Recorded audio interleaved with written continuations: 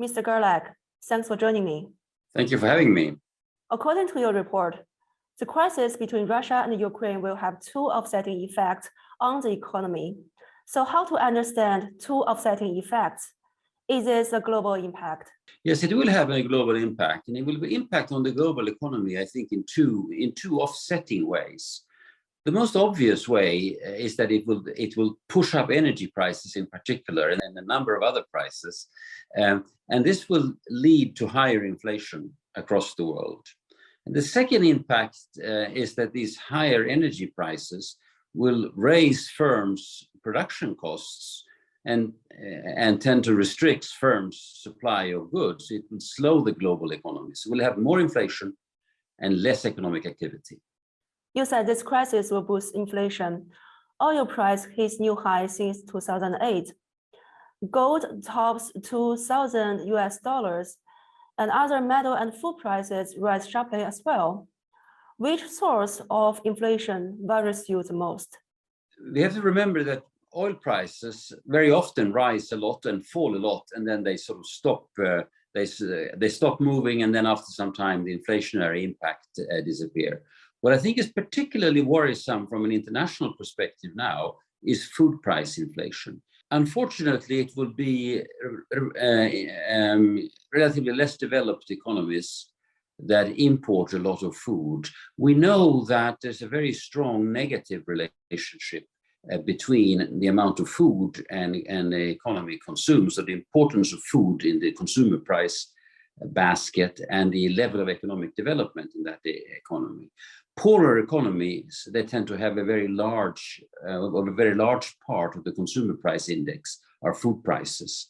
And if you have a country that's not that well developed, that has a lot of food in the consumer price index, and that imports a lot of wheat, the effect could be very substantial. And I'm particularly here worried about countries in the Middle East and Northern Africa, and so on.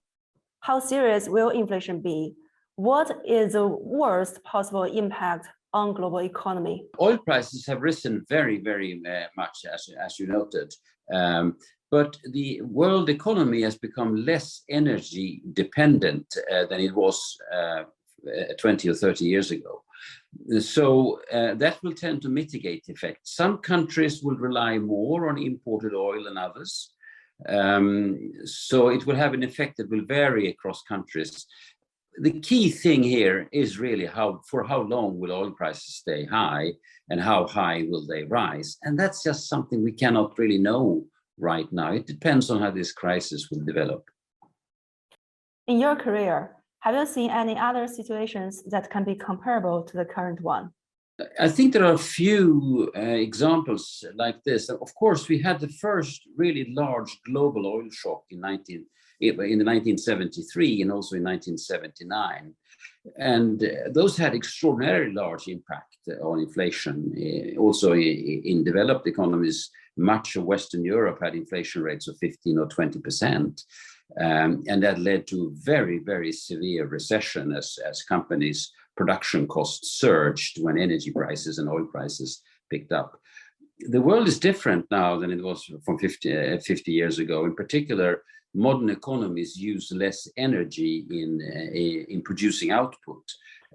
So I don't think we will get to that situation again. But of course, there could be individual economies that are much more affected than others, and some economies will do relatively well. For instance, so far we have seen very little inflation picking up here in Switzerland, and one reason for that is that a large part of the energy needs in Switzerland actually come from hydroelectric plants. There are, of course, oil isn't used to generate electricity here, and therefore energy prices have stayed low, and the consumer price index has stayed low. Some countries will do well, some countries will do very poorly, unfortunately. We can just hope that these price tensions are resolved as quickly as possible.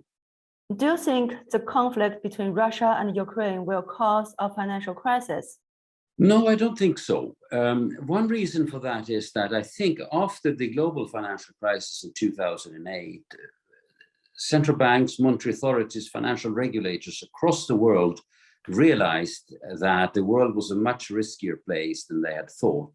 And following the financial meltdown in 2008, which incidentally was much more severe outside of Asia. It was really a European, Northern American financial crisis in many ways. Regulators, central banks, monetary authorities have worked very hard at making the financial system, the broader financial system, more resilient than in the past. And I think they have made a lot of headway in doing this. There's of course always the risk in some countries of property markets and so on, but also those can be risks there can be limited by appropriate government policies. Many central banks have already tightened monetary policies. Now the market is looking at US Federal Reserve, which has signaled a 25 basis point hike later this month. You have extensive experience at central banks. So in your opinion, how should central banks respond to the current situation? I think they should be very careful not to overreact. I think the Fed is now raising interest rates, but not because of the developments we've seen in the last 2 weeks. Rather, the US economy is doing very well. The unemployment rate is down to 3.8%. That is full employment. I think the Fed has said that in past years. So that is full employment. And if the economy is at full employment, interest rates shouldn't be at zero. So I think they are trying just to move the economy or move interest rates back to a neutral level, if you like, and they're not reacting to current events. And I think they should continue to do this. So I expect the Fed will raise interest rates gradually during the course of this year, 4, 5, 6 times. Different commentators have different views. I think other central banks who will see a spike in inflation because of the developments in the Ukraine and Russia, I think they should be careful not to overreact, because it's not at all clear how long these inflationary effects will stay around. Monetary policy actually impacts on inflation with a very long lag. Depends a bit on what economy you're in, but as a good rule of thumb, tighter monetary policy this year slows the economy next year and reduces inflation in 2 years' time. So if you think that inflation in 2 years' time will be back where you started from, that these events in Russia and the Ukraine will not impact on inflation for 2 years. Well, in that situation, I'm not sure you want to react at all. So I think central banks will do what the rest of us are doing. They will wait, sit calmly and see what is happening, and they will try not to overreact to the situation. Some countries, of course, may be more exposed because they suffer an exchange rate depreciation. Some countries are already lagging behind a little bit on monetary policy. I'm thinking about Latin America and some Eastern European countries that have been raising interest rates repeatedly since last year. But more broadly, I think the Fed and the ECB and so on, they will not be too perturbed. They will not react very strongly to these recent developments.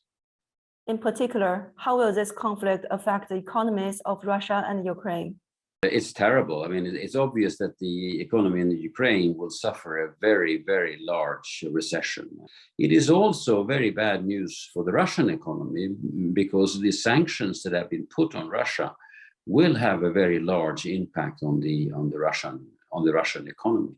And they are not able to trade freely with the rest of the world. Their financial links with the rest of the world have been partially cut, not completely, but been partially cut.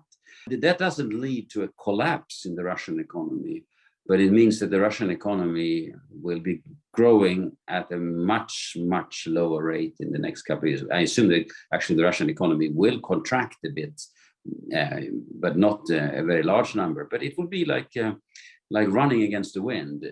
So this will have a large detrimental impact on the European economies, in particular the economies in the eastern part of Europe, Poland, and the Czech Republic, Slovakia, Hungary, Romania, Bulgaria, and so on. This is not good news.